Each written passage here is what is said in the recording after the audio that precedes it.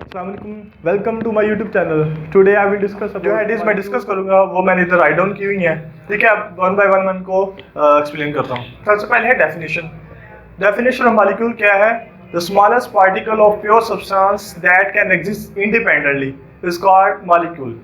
मतलब क्या है, अगर किसी सब्सटेंस का जो छोटे से छोटा पार्टिकल है जो फ्री रह सकता है उसे कहते हैं मॉलिक्यूल।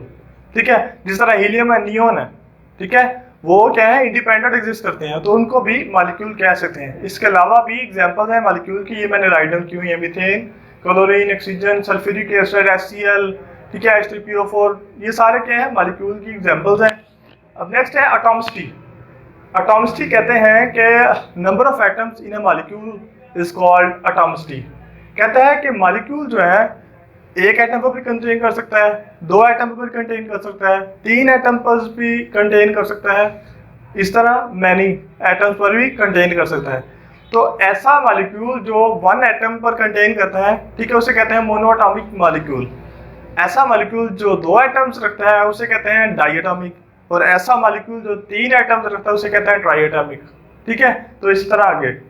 अब नेक्स्ट है जी टाइप ऑफ एटम्स। कहता है मॉलिक्यूल जो है ना, सेम टाइप ऑफ एटम्स में भी कंटेन होता है, ठीक है, सेम एटम्स भी रखता है और डिफरेंट टाइप्स ऑफ एटम भी रखता है।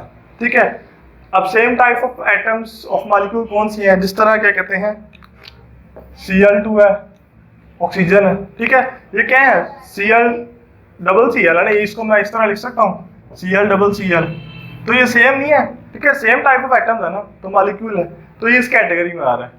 इस तरह ऑक्सीजन है, O, तो ये भी क्या है, सेम एटम्स हैं, तो ये भी सेम टाइप ऑफ एटम्स की कैटेगरी में फॉल करते हैं। ठीक है, ये दोनों। अब नेक्स्ट है डिफरेंट टाइप ऑफ एटम्स पर भी कंटेन कर सकता है मॉलिक्यूल। वो किस तरह? जिस तरह ये H2SO4 है और ये मीथेन है, ठीक है, इसमें कार्बन और एटम है, हाइड्रोजन और एटम है, तो इस तरह सल्फ्यूरिक एसिड में भी। ठीक है, तो मॉलिक्यूल क्या है, सेम टाइप ऑफ एटम्स पर भी कंटेन हो सकता है और डिफरेंट टाइप ऑफ एटम्स पर भी कंटेन हो सकता है। नेक्स्ट है साइज ऑफ मॉलिक्यूल। कहता है साइज ऑफ मॉलिक्यूल जो है ना वो एटम से ज्यादा होता है। वो क्यों?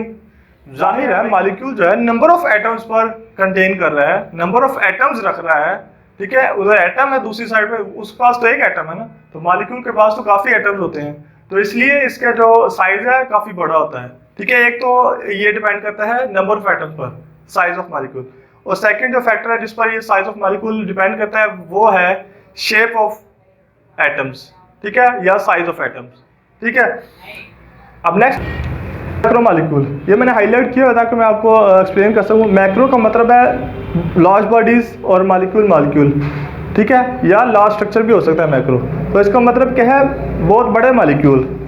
ठीक है, तो कहता है कि such molecules are also exist which are so big they are called macro molecule. इसकी एग्जांपल क्या है? इसकी एग्जांपल है हेमोग्लोबिन,